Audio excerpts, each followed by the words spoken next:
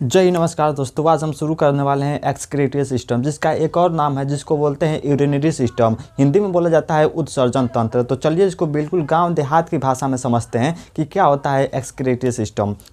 सबसे पहले हेडिंग देखिए। हेडिंग क्या है? एक्सक्रीटरी सिस्टम, या इसी का एक और नाम है यूरिनरी सिस्टम।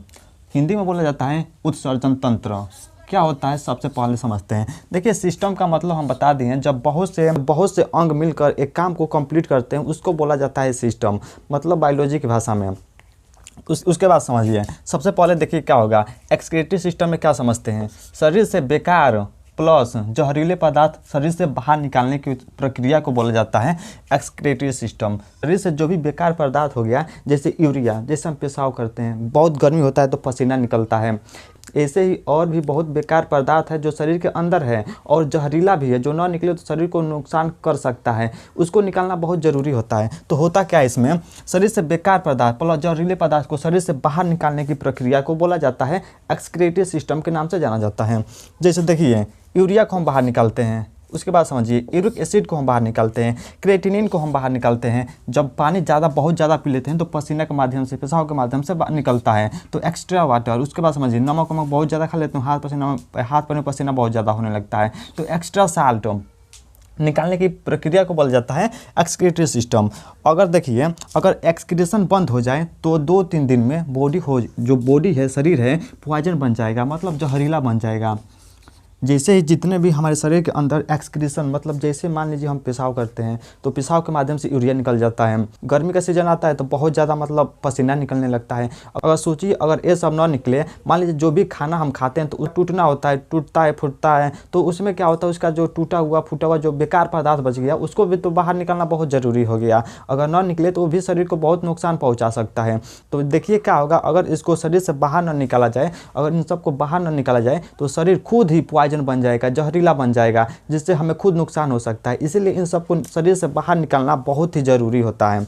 तो सबसे पहले समझिए, अगर एक्सक्रीशन बंद हो जाए तो 2-3 दिन में बॉडी पॉइजन बन जाएगा, शरीर क्या हो जाएगा, जहरीला हो जाएगा। तो चलिए अब समझते हैं टाइप्स ऑफ वेस्ट मटेरियल। तो एक्सक्रीशन होता है, इसे हम 2 भागों में बांटते हैं। पहला देखिए, ऑर्गेनिक वेस्ट। ऑर्गेनिक वेस्ट का मतलब समझिए, जिसमें कार्बन की एक मात्रा हो, जैसे CO2 कार्बन डाइऑक्साइड, जो लंग्स हो गया, ये क्या करता है, ऑक्सीजन को बाहर भेजता है और बाहर से ऑक्सीजन को पूरे शरीर में, पूरे हर ब्लड तक, हर सेल तक पहुँचाने का काम करता है। वैसे दूसरा हो गया नाइट्रोजिनस वेस्ट, मतलब जिसमें नाइट्रोजन युक्त हो, जैसे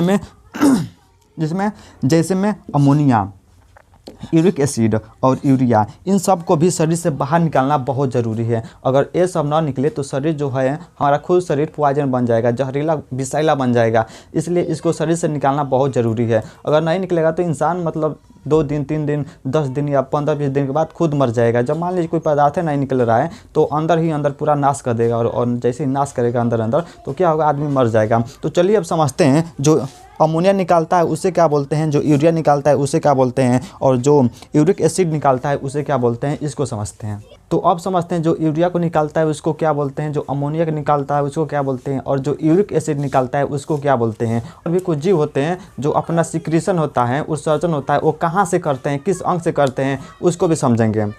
देखिए, सबसे पहले अमोनोटेलिक का मतलब होता है जो अमोनिया को निकालता है, जो अमोनिया को निकालते हैं। जैसे अमोनिया को निकालता है फिश, मछली, इंसेक्ट, कीट जो हो जाते हैं, मतलब सब नहीं लेकिन कुछ कीट हो जाते हैं, ये क्या करते हैं, अमोनिया को निकालते हैं। उसके बाद समझिए यूरिकोटेलिक, जो यूरिक एसिड निकालते हैं, जैसे बर्ड्स, जो पक्षी हो जाते हैं, वो यूरिक एसिड निकालते हैं। रेप्टाइल्स, सरीसृप। देखिए, सरीसृप का मतलब बहुत लोग समझते हैं जो रेंग कर चलते हैं, सरीसृप का मतलब ऐसा नहीं होता है। देखिए, सरीसृप जो होते हैं जीव, जो रेप्टाइल्स होते हैं, सरीसृप, ये अधिकांश जीव जो होते हैं वो रेंगते चलते हैं। इसीलिए इसको याद करने के लिए आप रेंगते जो भी जीव चलते हैं उसको रेप्टाइल में रख सकते हैं। उसके बाद समझिए यूरिकोटेलिक, जो यूरिया को निकालता है। यूरिया को कौन से निकालेंगे, मैमल्स में कौन आएगा, स्तनधारी में कौन आएगा, ह्यूमन्स, मानव इसी में आते हैं, स्तनधारी में आते हैं। तो चलिए अब समझते हैं एक्सक्रीटरी ऑर्गन, मतलब कौन से जीव किस अंग से अपना सिक्रेशन करते हैं, निकालते हैं, उसको हम समझते हैं। देखिए, सबसे पहले समझिए अमीबा कहाँ से निकालता है, बॉडी सरफेस, अपने शरीर के सरफेस से, मान लीजिए हम लोग का शरीर हो गया तो स्किन की त्वचा जो हो गया इसी से निकालता है, अपना सिक्रीशन करता है। जो भी इसके अंदर वेस्ट मटेरियल मतलब बना हुआ है वो कैसे निकालेगा अमीबा, अपने सरफेस मतलब जो त्वचा हो गया, जो स्क्रीन हो गया, इसके माध्यम से। उसके बाद समझिए हाइड्रा कहाँ से निकलेगा, माउथ या सेल मेम्ब्रेन, अपने मुंह से निकलेगा हाइड्रा या सेल मेम्ब्रेन, जो कोशिका झिल्ली होती है वहाँ से निकलेगा। उसके बाद समझिए कॉकरोच का नाम सुने होंगे आप लोग, यह निकलेगा मालफिजियन ट्यूब्यूल चेक होता है उसी से निकलता है कॉकरोच। उसके बाद समझिए स्पाइडर जिसको मकड़े बोलते हैं, यह निकलती है कोजल ग्लैंड्स, एक ग्लैंड होता है कोजल ग्लैंड्स, वहाँ से निकलती है अपना सिक्रीशन, मतलब जो शरीर के अंदर बेकार पदार्थ बनना है प्लस जहरीला पदार्थ बनना है, उन दोनों को शरीर से बाहर निकलता है। अगर पूछेगा स्पाइडर तो लगाएगा कोजल ग्लैंड से। अगर अर्थवर्म केचुआ कहाँ से निकलता है तो लगाएगा नेफ्रिडिया से निकलता है। उसके बाद समझिए ह्यूमन मानव कहाँ से निकलता है, जो हम लोग हो गए ये निकालते हैं किडनी जिसको हिंदी में गुर्दा बोलते हैं या ब्रिक बोलते हैं। जो मानव हो गया वो किडनी से निकलता है, हिंदी में हो गया ब्रिक या फिर गुर्दा कह सकते हैं। तो देखिए एक्सक्रीटरी सिस्टम में सबसे मेन होता है, हम लोग मानव को देखते हैं और मानव में हम देखेंगे सबसे मेन होता है किडनी, यही मेन हो गया। तो इसी को हम इसी के बारे में डिटेल में अध्ययन करेंगे कि कैसे पूरी प्रक्रिया होती है, कैसे एक्सक्रीटरी ऑर्गन है और कितना इसका योगदान होता है। तो चलिए समझते हैं excretory organ of human body, मानव शरीर में जो एक्सक्रीशन होता है वो कहाँ कहाँ से होता है उसको समझते हैं। तो हेडिंग का है excretory organ in the human body, मानव शरीर में उत्सर्जन कहाँ कहाँ से होता है उसको हम समझेंगे। सबसे पहले इसे हम दो भागों में बांटेंगे। पहला प्राइमरी ऑर्गन, मेन ऑर्गन कौन सा है जिसको हिंदी में प्राथमिक ऑर्गन बोला जाएगा, कौन सा है तो लगाएगा किडनी, जिसको हिंदी में ब्रिक या गुर्दा के नाम से जाना जाता है। यही मेन है, किडनी मेन है। किडनी के बारे में हमें अध्ययन करना है बहुत अच्छे से। और इसकी सहायता कौन कौन करवाता है, मतलब कहीं एसेसरी ऑर्गन, दूसरा होता है एसेसरी ऑर्गन, मतलब उसके हल्का हल्का ये भी मतलब कुछ निकाल देता है, एक्सक्रीशन कर देता है। तो पहला हो गया लीवर, उसके बाद समझिए दूसरा स्किन त्वचा, और तीसरा हो गया लंग्स फेफड़ा, और चौथा हो गया लार्ज इंटेस्टाइन बड़ी आंत। तो देखिए सबसे पहले हम समझ लेते हैं एसेसरी ग्लैंड, क्योंकि ये बहुत ही आसान है, चार है, छोटा छोटा बहुत नहीं निकालते हैं, बहुत कम निकालते हैं। तो इसको पहले समझ लेते हैं, उसके बाद समझेंगे प्राइमरी ऑर्गन। तो सबसे पहले समझते हैं एसेसरी ऑर्गन। देखिए एसेसरी ऑर्गन में कौन कौन आएगा। सबसे पहले लीवर। देखिए लीवर क्या होता है, जैसे ही खाना खाते हैं, खाना में जैसे प्रोटीन होता है तो लीवर क्या करता है, जो प्रोटीन होता है उसे ब्रेक डाउन करता है। जो प्रोटीन होता है लीवर उसे तोड़ने का काम करता है, और जैसे प्रोटीन टूट जाता है जो उसका अच्छा मतलब यूज़ करने वाला पार्ट है वो आगे चला जाता है, और जो उसका बेकार पदार्थ बच गया प्रोटीन का उसको अमोनिया के नाम से जाना जाता है। देखिए बहुत ही जहरीला एक प्रकार का पदार्थ है, मटेरियल है। इसको लीवर क्या करता है, अमोनिया को कम जहरीला में बदल देता है, यूरिया में कन्वर्ट कर देता है। कौन, लीवर। उसके बाद समझिए स्किन, जो हम लोग का त्वचा है, आप स्किन यहाँ पर देखिएगा पाया जाता है हर जगह स्वेट ग्लैंड, जिसको पसीना का ग्रंथि बोला जाता है। जैसे बहुत ज़्यादा जब गर्मी का सीजन आता है तो देखिएगा हर पूरे बॉडी में पसीना निकलने लगता है, जितना रोवा है हर जगह से पसीना निकलने लगता है। स्वेट ग्लैंड से क्या करता है, स्किन के माध्यम से पसीना निकल गया। पहला लीवर से क्या निकल गया, जो अमोनिया बहुत जहरीला था इसको यूरिया बदल दिया लीवर। उसके बाद जो था स्किन त्वचा, वह क्या किया, वह मतलब स्वेट मतलब बहुत ज़्यादा जब ओवर पानी हो गया तो उसको शरीर के माध्यम से निकालने लगा, तो वह पाया जाता है स्वेट ग्लैंड, जिसके माध्यम से पसीना निकलता है। उसके बाद समझिए सेबेसियस ग्लैंड, ये सीबम आयरन। देखिएगा जब बहुत ही ज़्यादा गर्मी का सीजन आता है तो नाक के ऊपर देखिएगा कुछ तेली जैसे, मतलब तेल के जैसन तेलिया एक लेप की तरह संरचना पाया जाता है। देखिएगा पसीना होगा नाक पर तेल के जैसा हो जाता है, उसी को बोला जाता है सेबेसियस ऑयल के सीबम ऑयल निकलता है।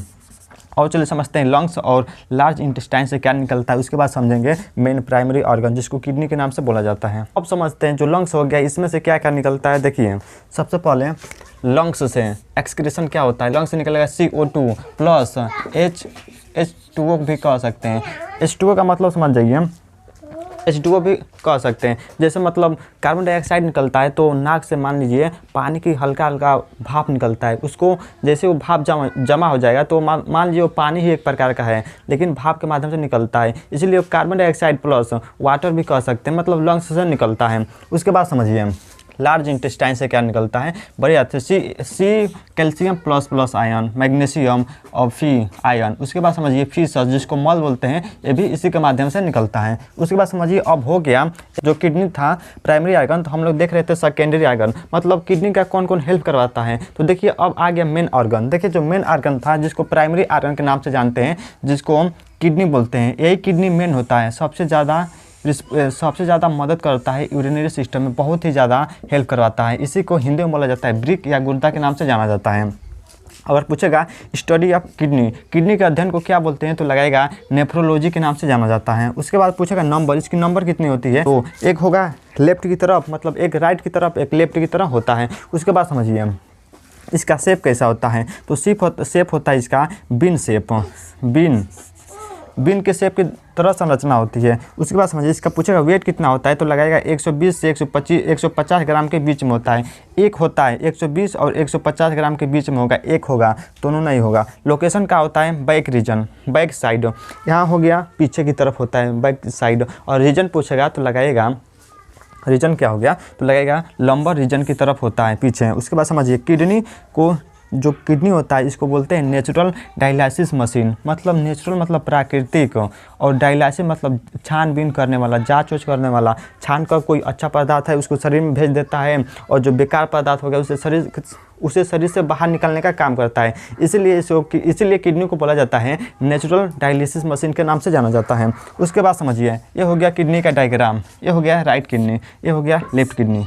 बिन शेप की तरह देखिए, बिन शेप का ऊपर बीच में से धंसा हुआ, फिर साइड में ऐसे है बिन शेप की तरफ। जैसे हो गया किडनी से एक नली आती है, उस नली का नाम है यूरेटर के नाम से जाना जाता है, यूरेटर के नाम से जाना जाता है। और जैसे यूरेटर यहाँ से आगे जाएगा तो एक थैली पाया जाता है जिसको यूरेथ्रा या यूरिनरी ब्लेडर, यहाँ पर जो पेशाब होता है, यूरिन होता है, यहाँ इकट्ठा होता है। किडनी से निकलेगा, आएगा यूरेटर के माध्यम से, और इकट्ठा कहाँ होगा, यूरिनरी ब्लेडर में। और जिस रास्ते से यूरिन निकलता है बाहर, उस रास्ता को बोलते हैं यूरेथ्रा के नाम से जानते हैं। तो आज हम समझ लेंगे किडनी के बारे में कुछ बेसिक जानकारी। उसके बाद हम समझेंगे कल के पार्ट इसका 2 में हम समझेंगे बहुत डीप में कि कैसे फिल्ट्रेशन होता है, कैसे कुछ काम का चीज़ शरीर के अंदर आ जाता है, और कैसे कुछ बेकार चीज़ मतलब शरीर से बाहर निकल जाता है। इस प्रोसेस को कल हम समझेंगे। आज हम समझते हैं बस इसका बेसिक के बारे में। तो चलिए अब समझते हैं कुछ किडनी के लिए शब्द यूज होता है, उसको समझ लेते हैं। देखिए एक होता है राइट किडनी, एक होता है लेफ्ट किडनी।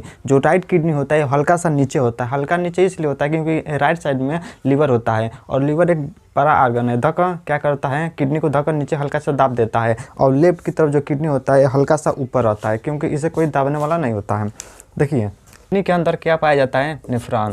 नेफ्रॉन क्या होता है, unit of the kidney, kidney की इकाई के नाम से जाना जाता है। सब जितना भी किडनी के अंदर जो भी काम हो गया, सब यही काम नेफ्रॉन करता है। यूनिट ऑफ द किडनी, एक किडनी में कितना नेफ्रॉन पाया जाता है, तो लगाएगा 10 लाख। अगर इसे मिलियन में लिखा जाए तो 1 मिलियन नेफ्रॉन होते हैं। एक किडनी में 10 लाख नेफ्रॉन पाए जाते हैं।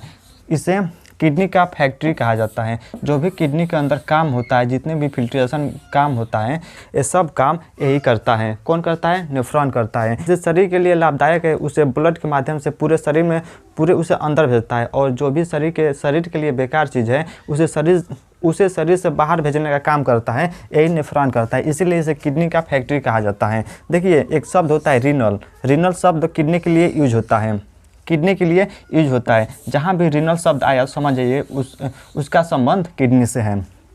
अगर पूछेगा रीनल कैप्सूल क्या होता है, तो रीनल का मतलब होता है किडनी, और कैप्सूल का मतलब होता है उसे ढकने वाला, मतलब किडनी को कवर करता है। जो किडनी को कवर करता है उसी को बोला जाता है रीनल कैप्सूल के नाम से जाना जाता है। जो किडनी हो गया उसी को जो ढकने का जो मेम्ब्रेन जो झिल्ली होता है उसी का नाम है रीनल कैप्सूल। देखिए एक होता है हीलम क्या होता है, जहाँ ब्लड वेसल्स निकलते एवं प्रवेश करते हैं। जहाँ भी मान लीजिए किडनी हो गया, ये दोनों तरफ किडनी हो गया,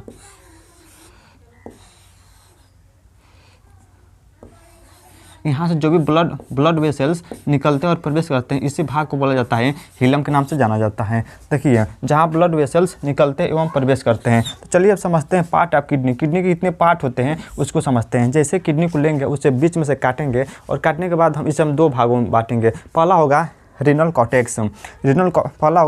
कॉर्टेक्स, किडनी को लेकर देखिए मान लीजिए किडनी हो गया, और जैसे इसे बीच से इसे काटेंगे ऐसे मतलब सीधा काटेंगे, उसे दो भागों में से बराबर बराबर ऐसे सीधा काटेंगे तो क्या होगा, इसे काटने के बाद ये दो भागों में बट जाएगा। एक हो जाएगा इसके एकदम बाहर वाला भाग, इसके बाहर वाला भाग किडनी का, और एक बीच वाला, ये बीच वाला भाग हो गया। तो देखिए रीनल कॉर्टेक्स, इसमें क्या पाया जाता है, इसका भाग होता है किडनी के दो भाग हुए, रीनल कॉर्टेक्स और रीनल मेडुला। तो रीनल कॉर्टेक्स हो गया ये आउटर भाग है, मतलब बाहर वाला भाग को बोला जाता है रीनल कॉर्टेक्स है। इसमें नेफ्रॉन 80% नेफ्रॉन यहीं पर पाए जाते हैं, ये बाहर वाला भाग में 80% नेफ्रॉन पाए जाएंगे। उसके बाद समझिए रेनल मेडुला, इसका भाग नंबर पार्ट नंबर 2 में 20% नेफ्रॉन पाए जाते हैं। जो अंदर वाला भाग होगा ये वाला, यहाँ पर पाए जाते हैं 20% नेफ्रॉन पाए जाते हैं। जैसे नेफ्रॉन अगर आगे जाएंगे तो देखिए ये आगे जाने के बाद इसे बहुत ही शंकुआकार, इसे शंकुआकार जैसी संरचना में बदल जाते हैं। तो ये था किडनी का पार्ट नंबर 1। पार्ट नंबर 2 में हम समझेंगे कि कैसे फिल्ट्रेशन होता है, यूरिया को कैसे शरीर से बाहर निकाला जाता है,